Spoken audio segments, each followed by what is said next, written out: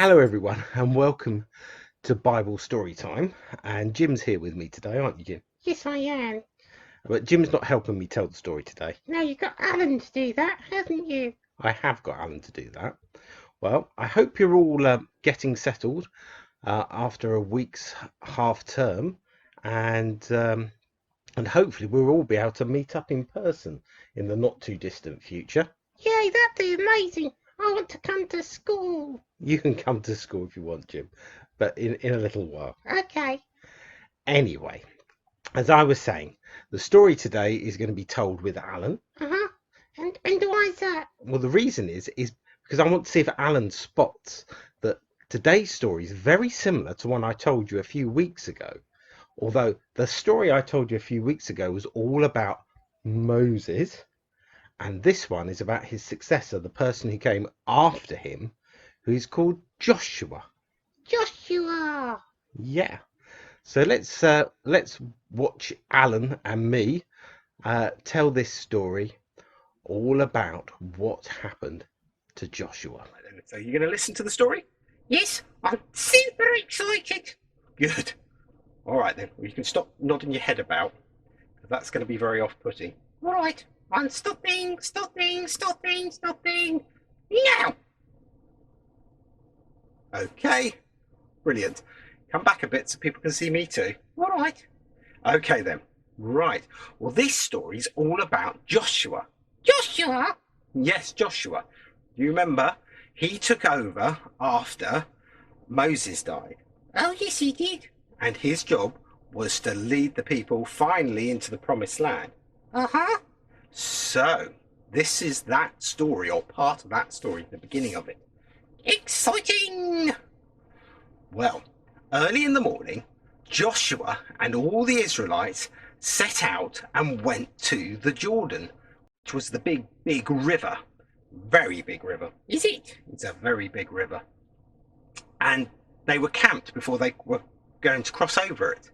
How are they going to cross over it then? Well, you'll find out. After 3 days, the officers went throughout the camp giving orders to the people.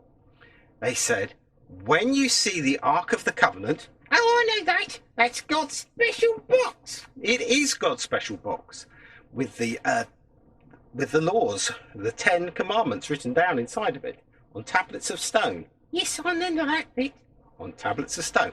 So, anyway, they gave these orders. They said, when you see God's special box go out before you, and the priest carrying it, you are to move from your positions and follow it. What, like a parade? Like a parade, that's right. Then you will know the way to go, since you have never been this way before. Because as you remember, all the people who had followed Moses were very, very naughty in the desert, and so they had to wait for their children to come of age to go into the promised land. Even Moses wasn't allowed in the end to go into the promised land. No, that's quite sad, isn't it? It was quite sad, but he did see it from afar.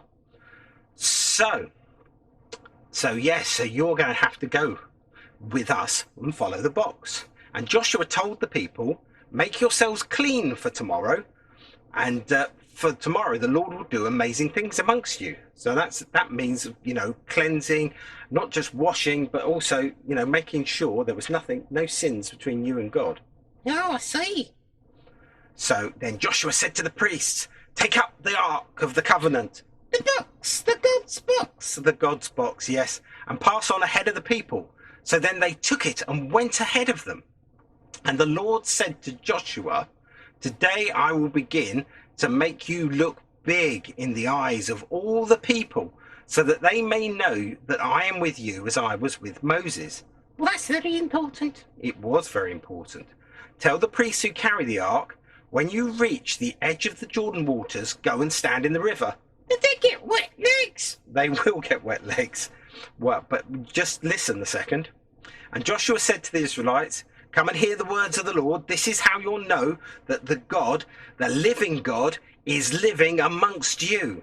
And he will drive out all the other peoples who live in this land, so that you can live here and live in great comfort and abundance. Oh.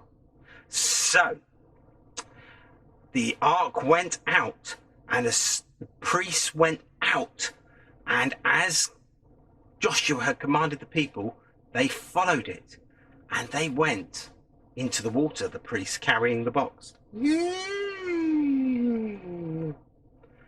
And when they stood there in the river started to heap up. Did it? It did start to heap up. And it started to pile up and up. Oh, hang on a second. Did they cross through on dry land? They did. I've heard this story before. No.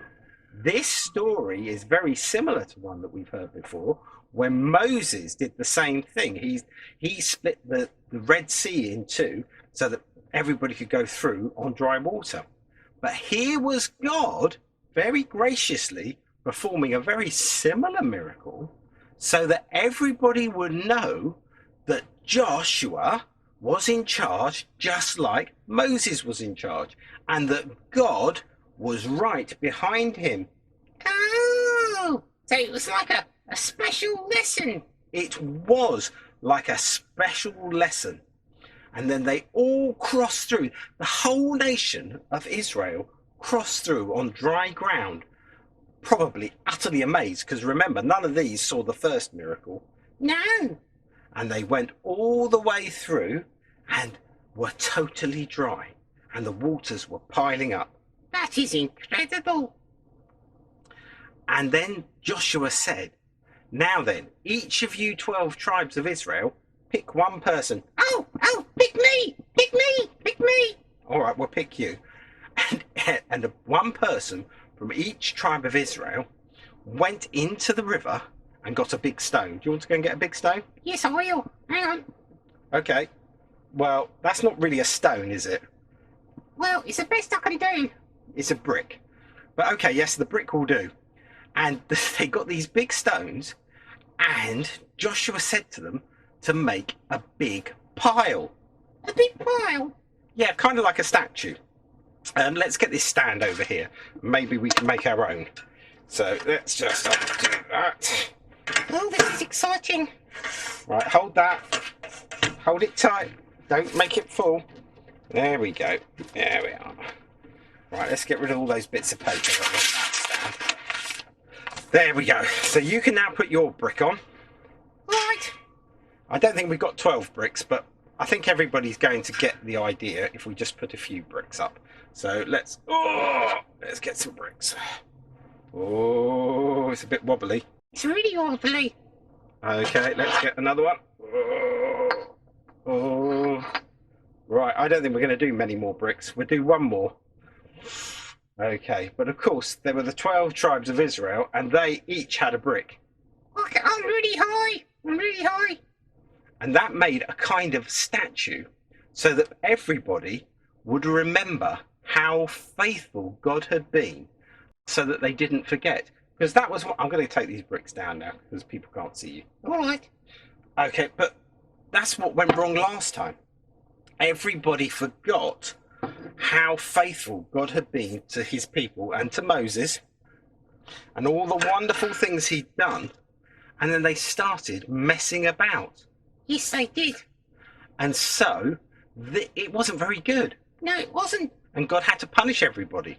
And God wanted his special people to remain special and set apart for him. Yes, he did. I remember that bit.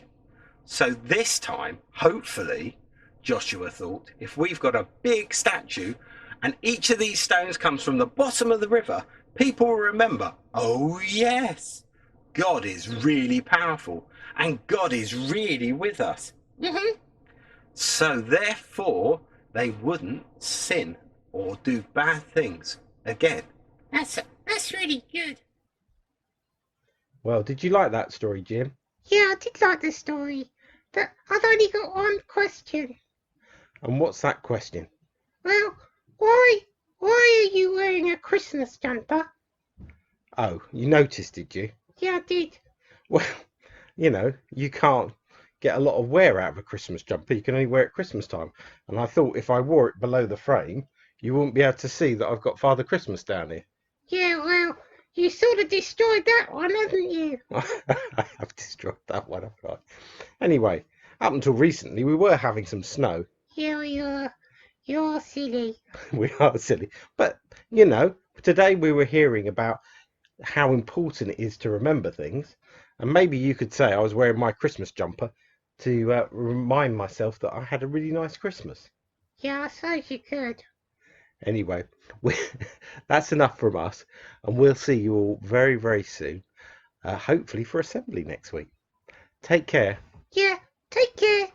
Bye. Bye.